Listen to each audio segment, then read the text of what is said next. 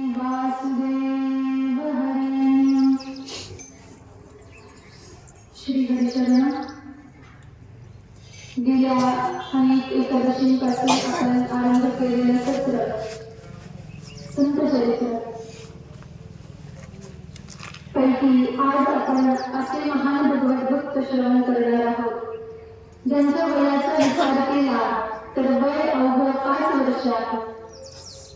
आणि भक्ती साधनेचा जर का विचार केला, साधनेच्या काळाचा विचार केला तर त्यांनी साधना केली केवळ 6 महिने.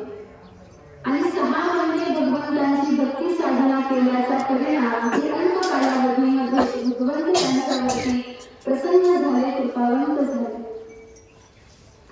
असे महान भगवत भक्त म्हणजे भक्त श्रेष्ठ ध्रुवबाळ. पूर्वकालामध्ये ज्या वेळेला भगवंतांनी ब्रह्मदेवांना आज्ञा केली म्हणजे ब्रह्मदेवा आता तुम्ही सृष्टीची उत्पत्ती करा, सृष्टीची निर्मिती करा, त्यावेळेला ब्रह्मदेवांच्या डाव्या अंगापासून या सृष्टीमधली पहिली स्त्री जिचं नाव शत्रुपा ती उदयाला आली. आणि ब्रह्मदेवांच्या उजव्या अंगापासून या सृष्टीमधले पहिले पुरुष ज्यांचं नाव मनु महाराज असं आहे यांचा जन्म झाला.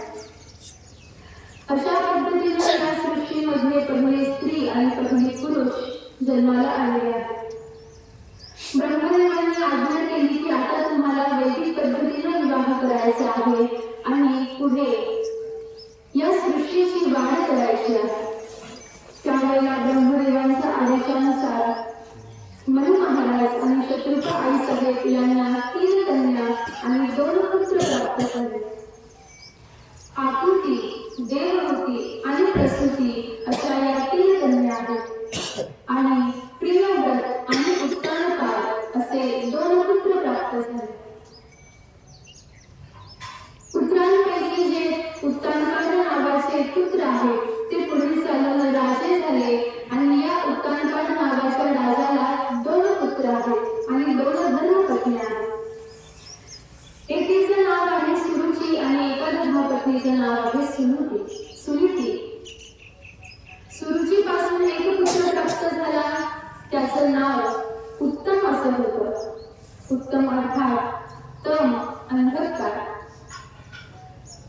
आणि सुनीती नावाच्या राणीपासून जो पुत्र झाला त्याचं नाव ध्रुव असं होतं. ध्रुव हे नाव बुद्धीचं आहे. ध्रुव बाळाचा जन्म झालेला आहे, उत्तमाचा जन्म झालेला आहे. परंतु उत्तानपाद नावाच्या राजाच्या जर का स्वभावाचा विचार केला तर उत्तानपाद राजाला एक राणी अतिशय आवडती होती, प्रिय होती, तिचं नाव सुरुची असं होतं. आणि सुनीती नावाची जी राणी होती ती नावडती असल्यामुळे तिला राजमहालाच्या बाहेर काढून दिलेलं होतं. आणि सुनीती सोबत ध्रुव बाळ सुद्धा बाहेर आले. एक दिवस ध्रुव बाळांना आपल्या पित्यांना भेटण्याची इच्छा झाली, वडिलांना पाहण्याची इच्छा झाली. त्यावेळेला ध्रुव बाळ राजवाड्यामध्ये येऊन पोहोचले. पाहतात तर आपल्या पित्याच्या मांडीवरती उत्तम बसलेला आहे. आणि छोटंसं वय आहे.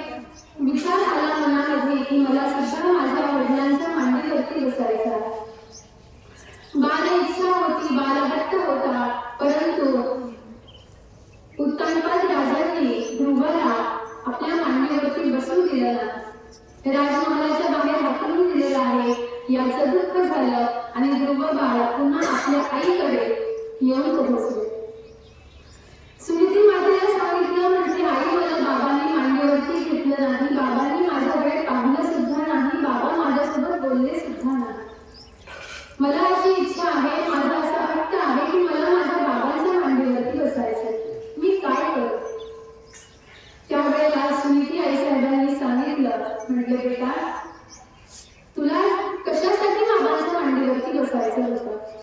त्यावेळेला ध्रुव बाळ म्हणतात मला त्यांच्या मांडीवरती बसून सुख प्राप्त करून घेण्याची इच्छा होती.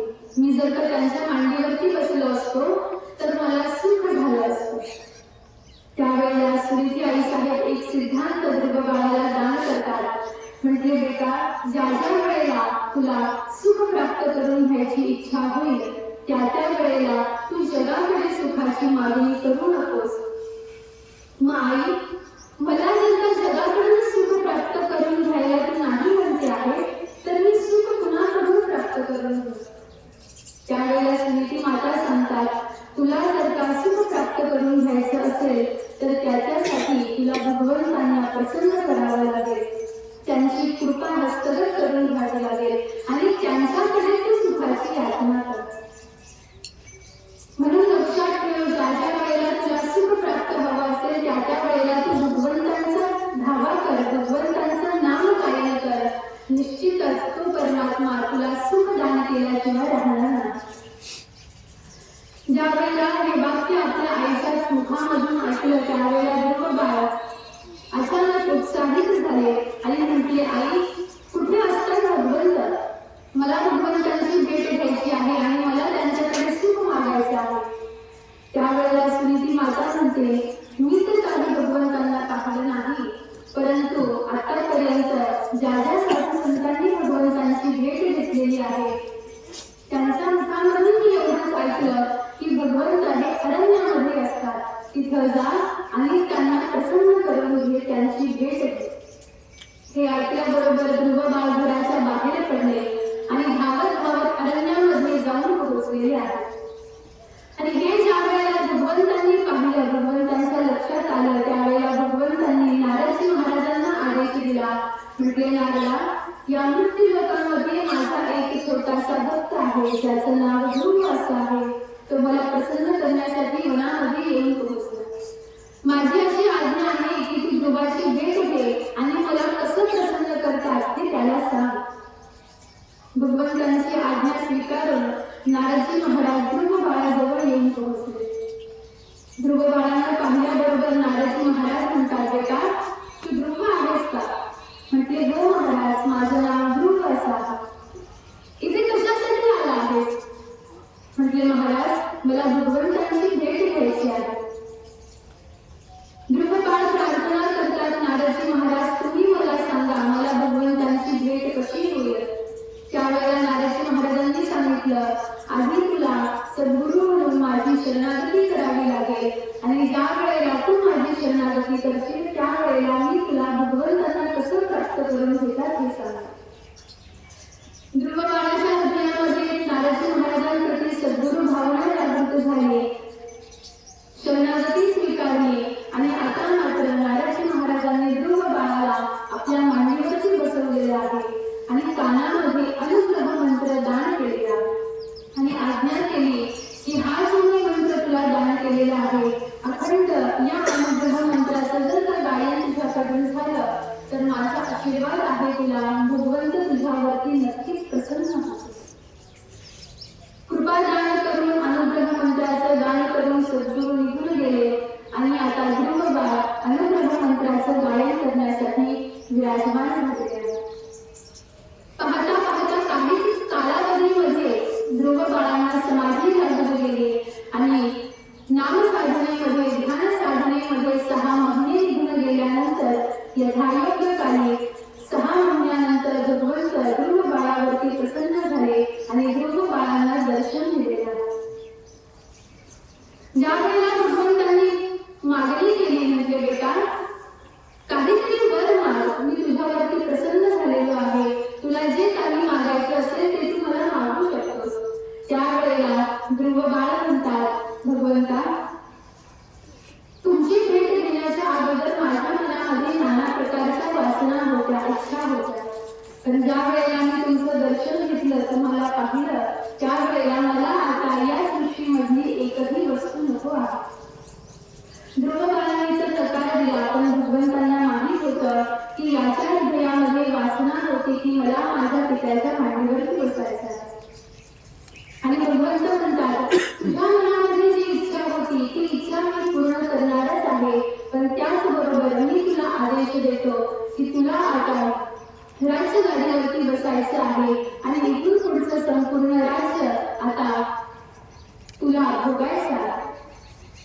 आणि त्याचबरोबर एक वरदान प्राप्त केलं की ध्रुवा, मी तुला अशी जागा दान करेल की ज्या जागेवर बसल्यावर तुला कोणीही उठ म्हणणार नाही, असं अचलपद, असं आढळपद मी तुला दान करेल.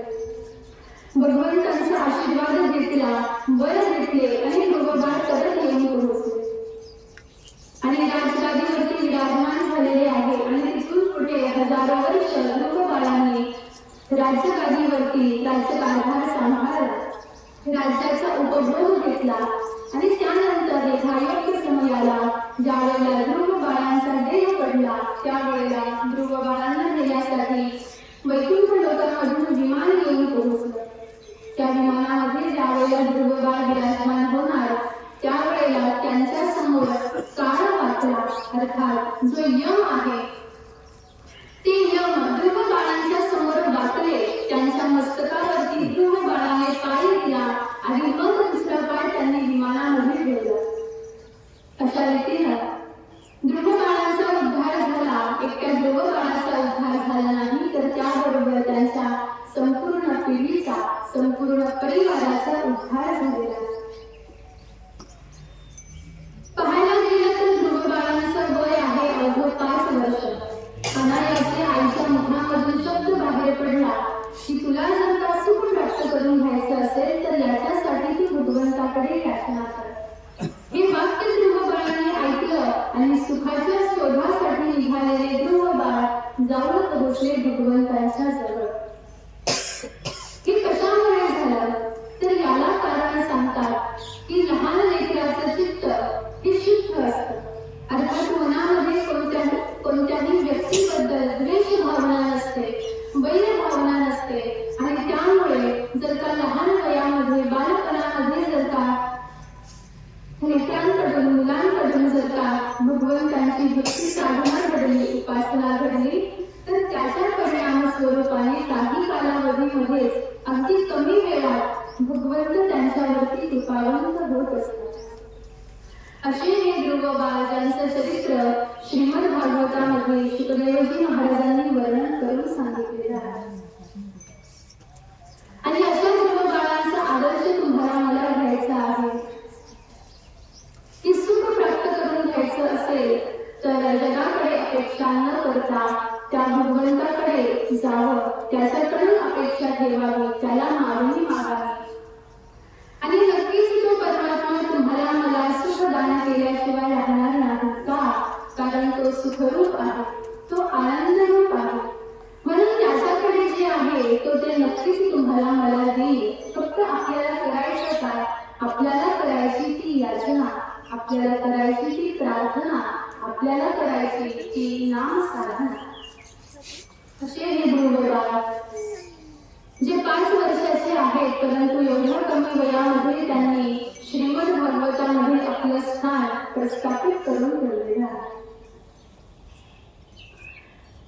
अशा ध्रुव बाळांचं जराचं चरित्र आपण आज श्रवण करण्याचा प्रयत्न केला.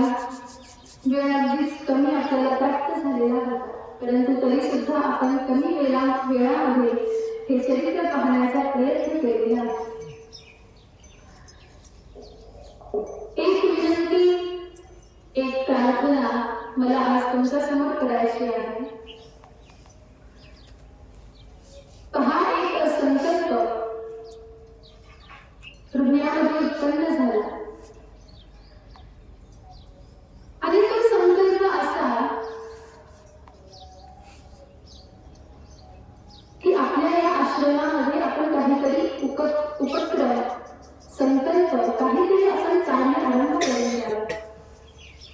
आणि तो उपक्रम असा आहे की आपल्या घरामध्ये जी काही लहान लेकरं आहेत, तुमची मुलं असतील, तुमची नातवंड असतील तर यांना जरासं काही आपण स्तोत्र शिकवावं अशी इच्छा हृदयामध्ये उत्पन्न झाली किंवा अशी प्रेरणा भगवंताने दिलेली आहे.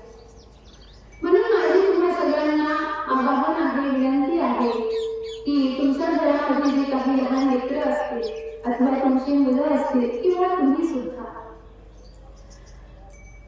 स्तोत्र श्रवण करण्याची, स्तोत्र पठण करण्याची, अष्टकर जर का शिकण्याची तुम्हाला इच्छा असेल तर आपण तो उपक्रम दर रविवारी आश्रमामध्ये आरंभ केलेला 1 तास. मग काय शिकायचं त्याच्यामध्ये तर पांडुरंगाचं अष्टक आहे, रामाचं अष्टक आहे, कृष्णाचं अष्टक आहे, महादेवाचं अष्टक आहे, गणपतीचे स्तोत्र आहे. अशा आपल्या ज्या काही देवता आहेत, देव आहेत त्यांची स्तुती आपल्याला आपण या ठिकाणावरती जरासा शिकण्याचा प्रयत्न करतो. शिकायचं. निदान आपल्या लेकराला, आपल्या परिवाराला, आपल्या स्वतःला आपण कोण आहात? आपण ज्या परंपरेचे पायी स्वतःला म्हणून घेतो त्या परंपरेने आपल्याला काय बोध दिलेला आहे? ती परंपरा तुम्हाला मला काय शिकवते आणि त्या परंपरेचं आराध्य दैवत असलेला तो परमात्मा कसा आहे हे जरासं जाणून घेण्याचा प्रयत्न तुम्हीही करतो. म्हणून उपक्रम असा आहे की दर रविवारी 1 तास आश्रमामध्ये आपण स्तोत्र शिकवण्याचा सेवा आरंभ करून देऊ. म्हणून तुमच्या घरामध्ये लहान लेकरं असतील, नातवंड असतील तर साड्यांना घेऊन आपण आश्रमामध्ये यावं अशी विनंती, असं आवाहन माझं आपणाला आहे. निशुल्क सेवा आहे, काही घ्यायचं नाही, काहीच नाही, फक्त द्यायचं आहे. काय द्यायचं आहे? जे साधू संतांनी आपल्याला दिलं, जे साधू संतांनी या ग्रंथामध्ये लिहून ठेवलं ते अगदी सोप्या भाषेमध्ये तुम्हाला द्यायचं आहे. म्हणून माझी विनंती आहे की जर तुमचे नातवंड लेकरं नाही तर तुम्ही सुद्धा या. 1 तास सकाळी 9 वाजता. 9 सकाळी 9 वाजता दर रविवारी 9 वाजता. तर आपण सारेजण येताल अशी आशा, अशी अपेक्षा आणि अशी विनंती आहे. तर आपण हा उपक्रम आरंभ करून देऊ. जशी भगवंत तुम्हाला मला प्रेरणा देतील, जशी बुद्धी दान करतील तसं आपण पुढे जाऊ. झालेली सेवा गुरु महाराजांच्या चरणी समर्पित करू आणि देव या ठिकाणावरती आजच्या सेवेला पूर्ण करू. कुंडली कवरदा